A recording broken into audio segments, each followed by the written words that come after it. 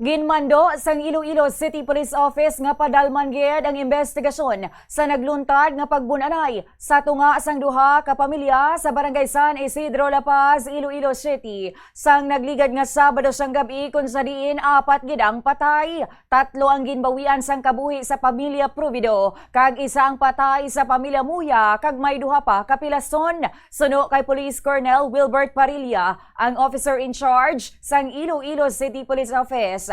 Naka-hospital arrest pagihapon subong ang duha ka miyembro sang pamilya Muya nga involved sa nasambit nga insidente. Ginpakigbahin man sini nga maga-file na ang pulis sang kaso subong adlaw kasunod sang amo nga krimen. Sa subong padayon pa ang ilang nga investigasyon apang ang klaro suno sa iyang gintunahan sang trahedya sa duha ka pamilya amo ang transaksyon sa ilegal nga droga.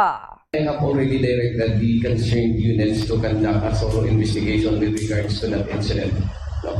So, as of now, the two other na nagkasugat is is in the hospital, but they are already in the custody of the PNP. Ma-file pa natin yung kaso. But that incident started with that na pumunta doon yung isang pamilya para kunin na sana yung pera na supposed to be for drugs.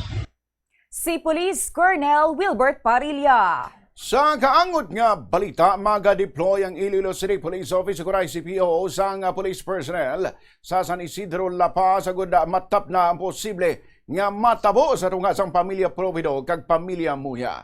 Kangot ini sa ginakabalakan nga may masulit nga ginamo sa tion nga ihaya na ang 3 ka miyembro sang pamilya Provido kag isa ka kadapo sang pamilya Muya. Manumduman man nga nagsulat sang request ang barangay officials sa ICPO nga nagapangayo ang mga ini sang assistance para magbutang sang police personnel sa lugar. Suno kay Police Colonel Wilbert Padilla, officer in charge ng ICPO, may koordinasyon naman sila sa units ng City Mobile Force Company. Agud masiguro ang paghatag seguridad sa duha ka pamilya amuman sa mga pumulyo ilabi na nga lapitanay ang balay sang duha ka pamilya. Dugang Paria, nagpakigangot naman ang station commander sang La Paz Police Station na si Police Captain Jimela Cuesta sa duha ka pamilya nga involved. Una na ginpahayag ni Virginia Provido ang Iloy kagamuman ang asawa sang isa sa mga napatay sa pamilya Provido nga iyan na lang igahaya ang iabana kag duha ka bata sa Lanitaro agud nga mapalayo sila sa dugang nga gamo. Discuss din namin yan that we have to put personnel in that area. No? So, ina-adjust natin yung deployment natin with the help sa yung force commander ng City Mobile Force Company. Yung personnel nila, ina-adjust natin na may ilalagay tayo dyan sa area to maintain sa security both parties.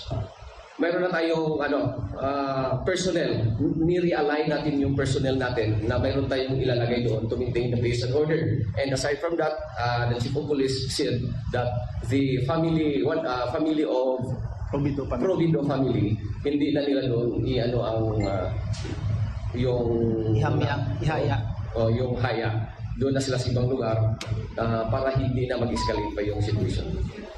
Si Police Colonel Wilbert Parilla. Sa kaangot sa gihapon nga balita, pagasiguraduhan man sang Iloilo City Police Office nga hindi na maliwat ang kaangay nga stabbing incident nga nagluntad sa Barangay San Isidro La Paz. Sa interview sang Bomba Radio kay Police Colonel Wilbert Parilla, ang officer in charge sang ICPO, ginpahayag ini nga kasunod ini sang mando ni Iloilo City Mayor Raisa Trañas kung sa diin iyaliwat ginpanumdom sa mga pulis ang pagpatuman sang peace and order. Madumduman nga kahapon, nagpatawag sang meeting si Mayor Trañas kaupod si Parilla kag mga station commander agod nga maghatag sang klaro nga direktiba. Bangod diri, ginpahayag ni Parilla nga ilaliwat planuhan ang adjustment sang deployment sa mga pulis sa nagkalain-lain nga area sang syudad agod matap na ang posible nga mga krimen kaangay sa naglugtad sa tong Sabado sang gabi.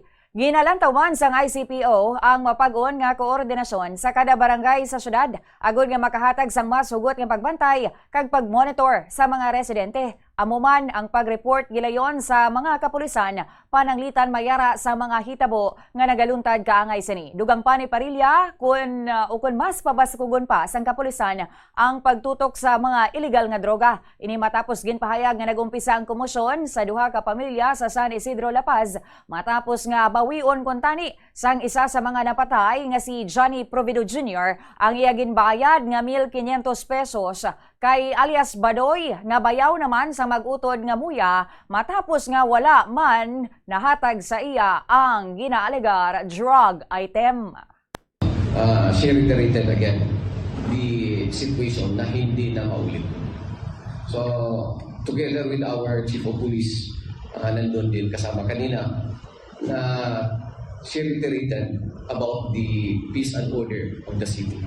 So, she's very concerned with that incident na hindi na maulit, and then we have to need to adjust our deployment para again na ma-preempt natin kung mayroon ng mga hindi kanais-nais na gustong gumawa ng krimen sa area natin.